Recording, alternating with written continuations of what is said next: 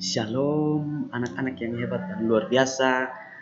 Hari ini kita bersyukur karena Tuhan masih kasih kita kesempatan untuk kita hidup kuat sehat untuk belajar bersama. Nah, tentunya pasti anak-anak akan merasa heran kan. Hari ini bukan ibu yang memberi anak-anak sekalian pelajaran, tetapi Pak. Nah, perkenalan singkat dari Pak. Pak adalah mahasiswa dari kampus Unkris yang turun ke sini di SD Gemit Airona 1 untuk belajar bersama-sama dengan anak-anak sekalian kurang lebih 3 bulan. Untuk itu perkenalkan nama Bapak Simeon Pasa, Bapak dari Alor. Itu saja perkenalan singkat dari Bapak. Selanjutnya kita akan masuk pada materi kita atau tema kita pada saat hari ini, yaitu saling menolong dalam keluarga. Nah, anak-anak sekalian, sebelum kita mulai pelajaran, marilah kita menonton video lagu yang judulnya Kerja Sama-Sama. Setelah itu kita akan berdoa. Oke, baik anak-anak, ini lagunya. Kita kerja sama-sama. Oke, mari kita ikuti sama-sama.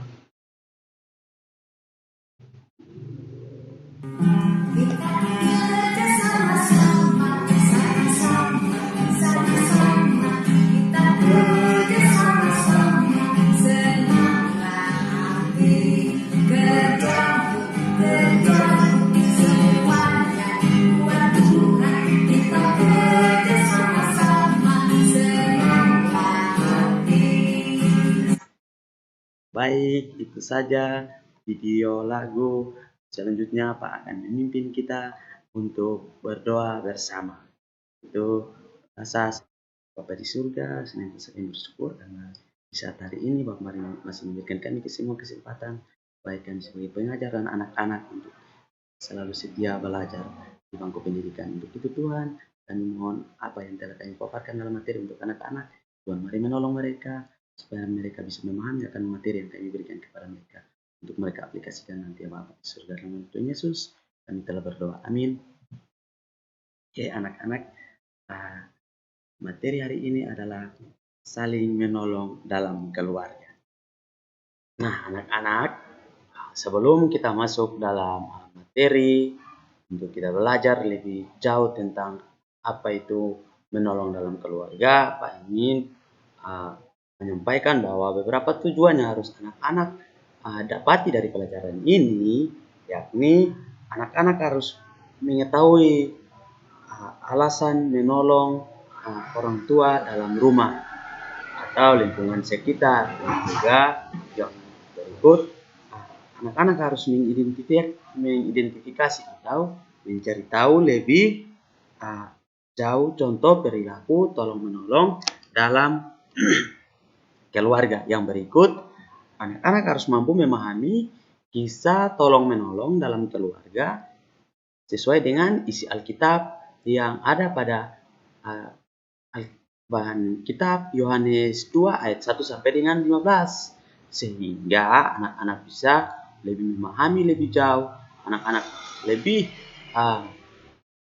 bersikap melakukan hal tolong menolong demi membantu atau meringankan pekerjaan orang lain.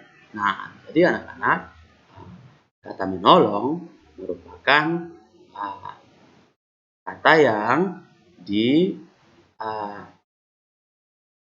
kepada orang yang bersikap siap membantu seseorang dalam segala musibah, kesusahan, atau keperluan pekerjaan lainnya, untuk mempercepat pekerjaan, meringankan pekerjaan, dan senantiasa memberi hal kasih kepada orang lain.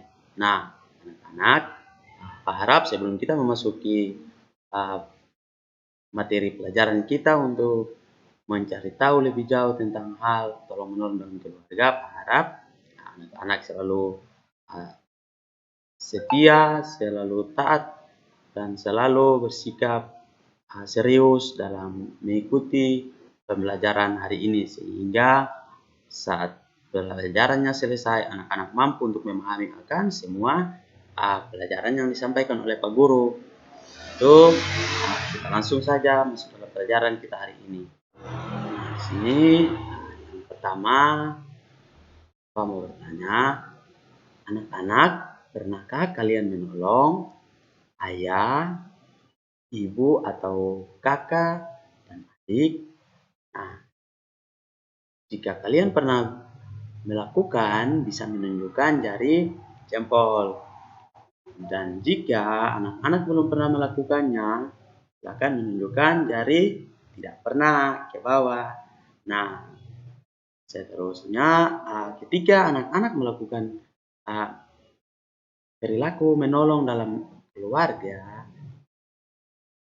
kepada menolong anak, kakak, menolong adik, mama, bapak, kira-kira perasaan anak-anak itu seperti apa? Ada senang, atau sedih, atau biasa saja? Nah, pasti saya yakin anak-anak saat membantu orang tua punya perilaku yang biasa saja, karena itu merupakan tanggung jawab anak-anak untuk mengerjakan apa yang orang tua mau. Jadi tidak usah ketika orang tua memberikan satu perintah untuk mengerjakan pekerjaan rumah, dengan anak-anak pasang muka sedih, itu salah. Nanti kehidupan anak-anak sekalian itu menjadi sia-sia ketika anak-anak sudah besar. Karena nanti anak-anak sudah besar, anak-anak tidak rajin membantu orang lain, nanti orang lain juga tidak berani membantu anak-anak. Nanti kehidupan anak-anak menjadi sia-sia.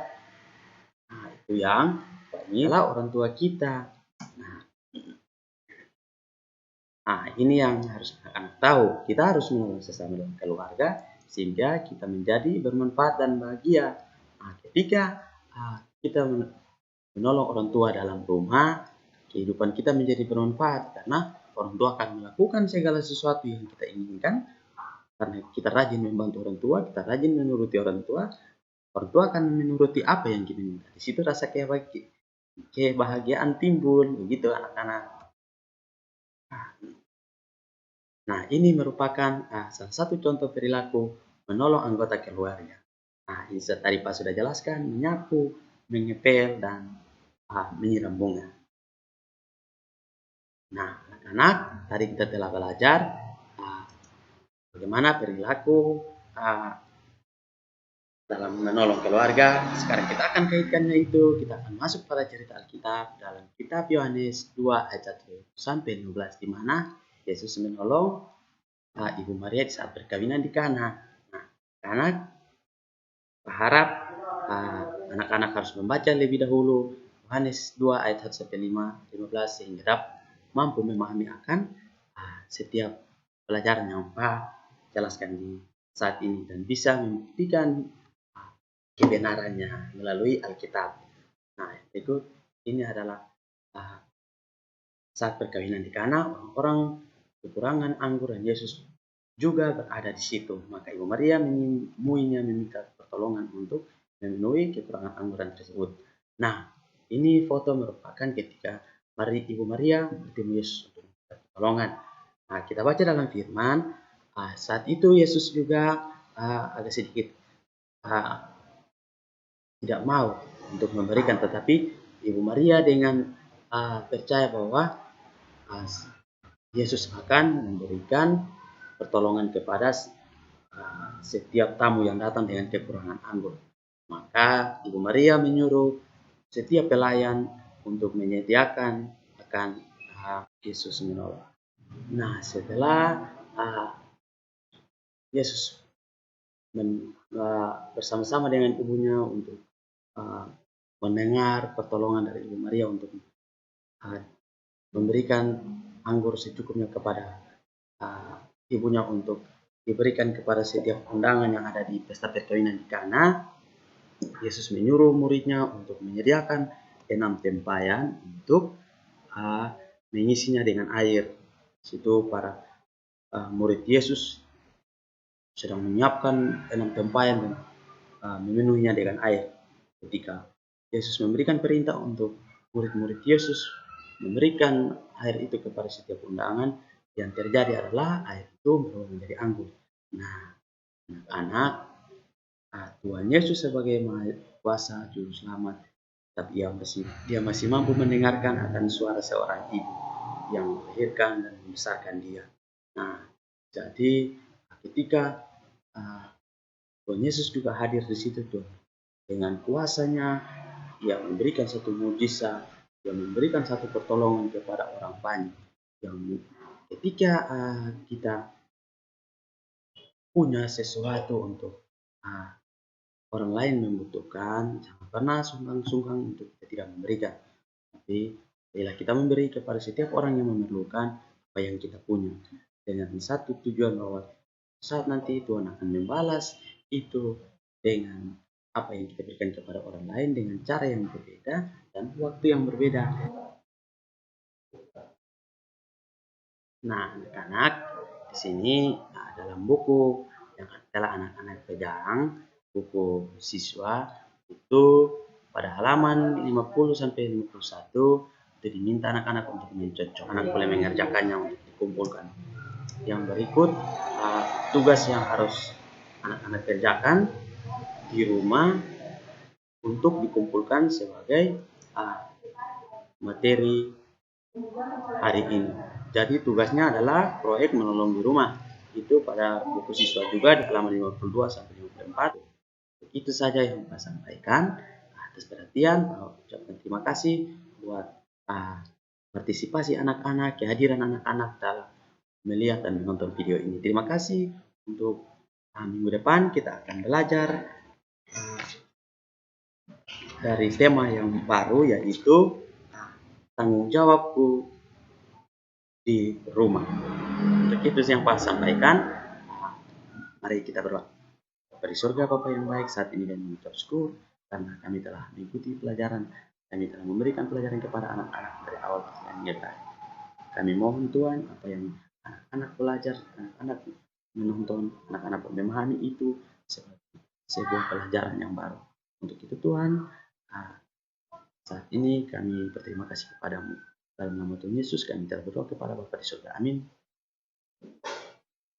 Salam anak-anak.